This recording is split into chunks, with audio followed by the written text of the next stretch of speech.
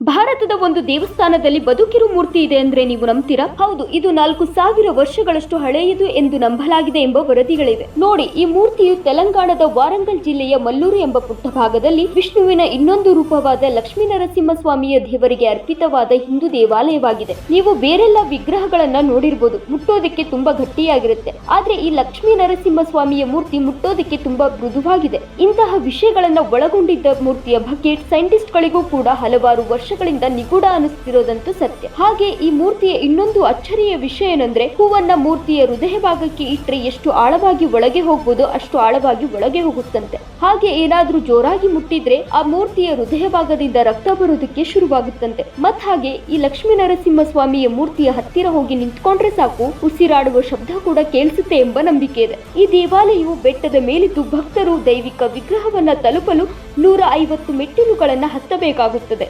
ಈ ತರಹದ ಹೆಚ್ಚಿನ ಮಾಹಿತಿಗಾಗಿ ಇತಿಹಾಸಿನಿ ಫಾಲೋ ಮಾಡಿ.